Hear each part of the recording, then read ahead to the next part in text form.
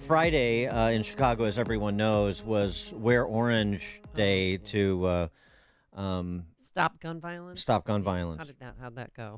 I guess it didn't go great because another young person was murdered yesterday. 18-year-old woman in Inglewood was killed. A family friend is in a coma after two separate shootings there. Hmm. But I know because BLM Brandon told us that they know what to do when it comes to providing public safety, and they're doing it, and it's working. Because they say so, right? Let's check in on that score with Pastor Corey Brooks, who's senior pastor of New Beginnings Church of Chicago, founder and CEO of Project Hood as well. Pastor Brooks, thanks for joining us again. Appreciate it. Thank you. I appreciate it. Always a blessing and always a privilege to be with you all. Thank you so much. The public safety matter, I know murders are slightly down over 30-year highs, but the performative, wear orange, have a vigil, convene a conference, initiate a commission. How's it going? Well, we need more than that. Those things are important when it comes to bringing awareness and letting people know some of the solutions. But we definitely need more output. We definitely need more programs focused toward helping people to transition their lives and take accountability for their lives. I think that's one of the things that's really lacking in this whole violence prevention effort is that we need to push one, education. Two, we got to push young people toward taking accountability for their lives. And three, we got to have all hands on deck. We continue to try to think the government can somehow solve our problems. Well, I mean, the awareness thing. Is anybody unaware of the violence in Chicago? Is it, I don't. What is awareness? What does that mean exactly? Great. I think, the whole world is aware of the violence in Chicago. You can go, I was in South Africa and I told someone I was from Chicago and they instantly start talking about the violence. So I think the world is aware of the violence. I think the problem is that there are not enough solutions being talked about and positive solutions that are actually creating change. I think programs like what we're doing, Project Hood, where we're actually transforming people's lives here in the Woodlawn area. Violence is drastically down compared to the rest of the city. And I think those type of narratives, we have to continue to talk about the solutions. I think so many times we gang up on the problem. Gang up on the people, but we never gang up on the problem. And I think that is a major issue. Well, I mean, is one of the aspects of this prosecuting and incarcerating repeat violent offenders? For sure. I think, this whole idea and mindset of somehow that we can call them justice impacted individuals and somehow bring equity into the criminal justice system is this whole woke philosophy that continues to go throughout America. Even today, I'm writing about on Fox. My writing is about these DAs across America who have forgotten about the intent of the law, but now they're focused on the impact of the law, where it's not about trying to get the evidence and then charge a person. It's about pick the person and charge them. But as it relates to the violence in Chicago, we definitely need to make criminals criminals. We definitely need to hold them accountable, and we definitely need to put them in jail. And we can't continue to let them off the hook and seeing 3 and 4 time violent offenders being released from jail with no bail. That's just idiotic. Well, have you ever tried to talk to Kim Fox about this? I mean, I know you probably know her, and I'm sure you probably met her at some point in time. But have you ever reached out to her? No, no, not really. I everyone knows my positions. I write about them. I talk about them. And, those progressives, they have their own idea and their own mindset. They're not listening to anyone, especially a black conservative. So I'll continue to shout from the rooftops. I'll continue to write articles. I'll continue to be in places where I know they're reading and listening.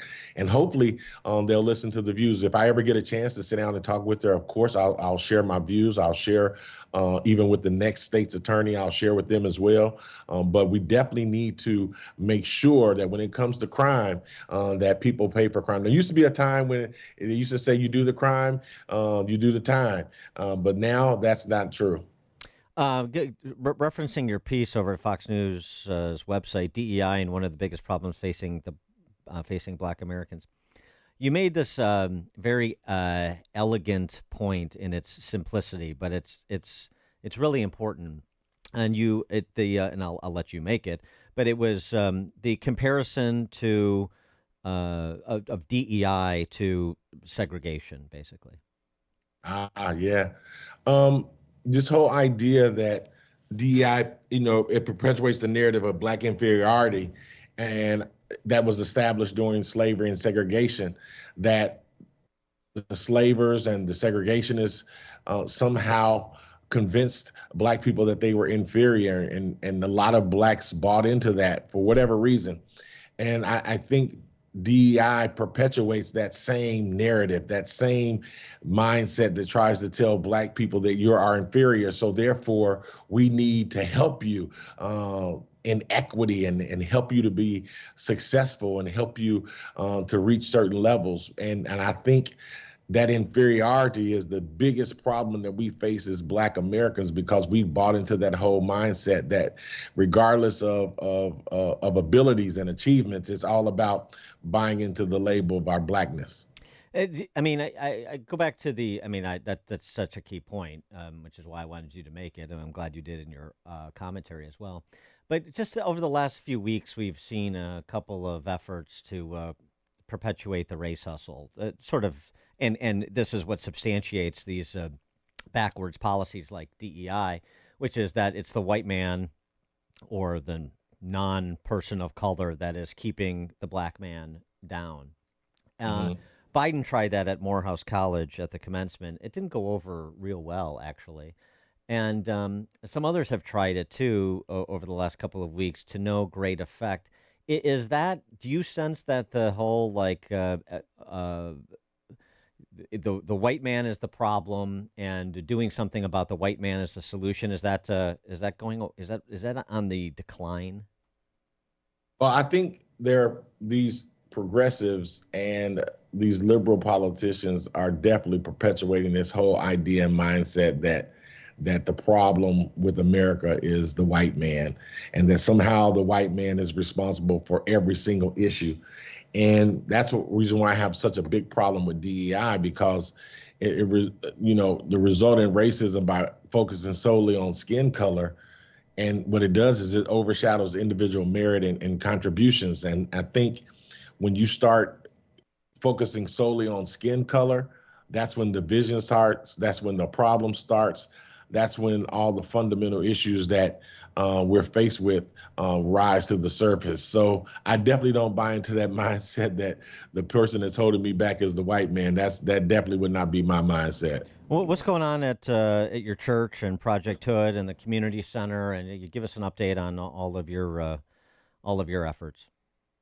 Well, we got to get you to come visit, Dan, and check it out. But the building is going up. We're about 25% underway. The whole foundation and the construction site is up. We're now getting ready to erect some steel. And so it's 90,000 square feet of transformation of what it takes we believe, to change the community around, to change it from an old block to one of the most violent blocks in America to an opportunity block where people are taking accountability and changing their lives. So the center is amazing. It's going to be amazing, and we're going to do great work. And I believe we're going to create a model for what can be done in urban America, across America, using some conservative principles. Are you concerned the government might come in and say you need to house migrants in that building? Well, if they do, that'll be the biggest fight they've ever seen in their life. The government has not given us any money, so the government definitely is not going to tell us what to do. Well, and I would think too that the need is going to be for what the community center will provide. From my understanding of your descriptions of the programs and services, the need is greater than it's ever been. In part because the tax credit scholarship is going away, and so a lot of kids that had access to better schools than their neighborhood school are not going to have that access anymore, unfortunately, and so that's going to require organizations like yours to fill some of those gaps for kids' education. Absolutely.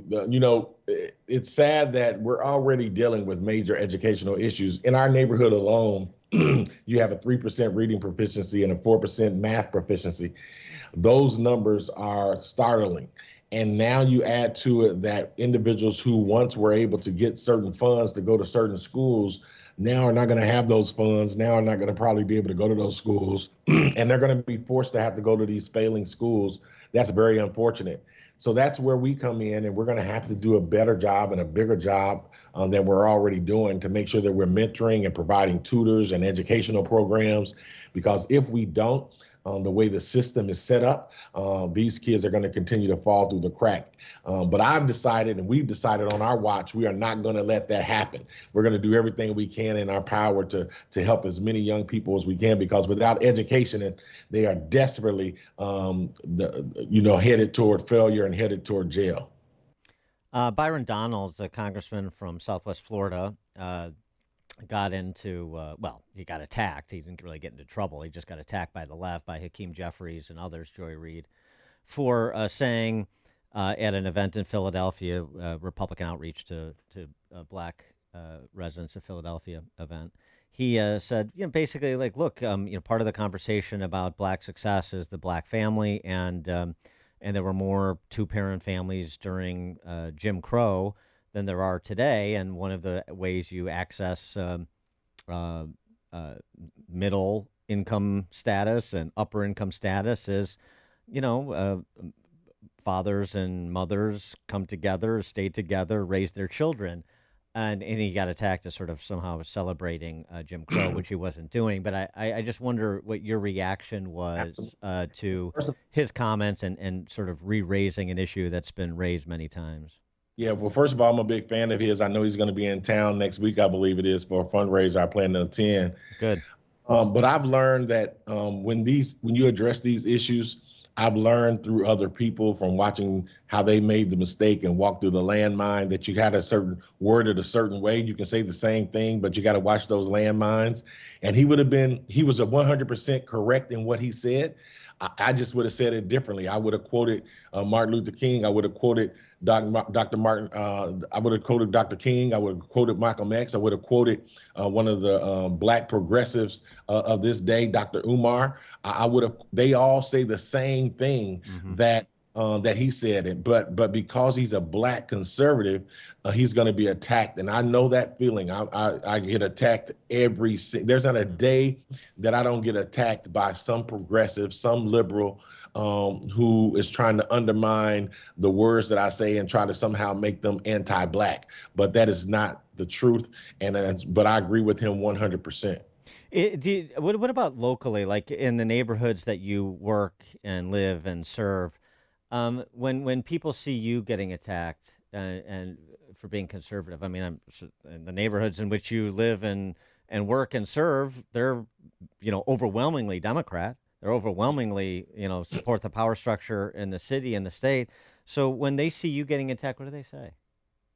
Well, my mom taught me a long time ago that actions speak louder than words. And so they speak words and I speak action. And I think when people see the things that we do and they hear some of the messages and things that people say, they know that it's not true because they see how many kids we help. They see how many students we put through college. They see how many summer programs we have. They see how many people we're putting through the trades.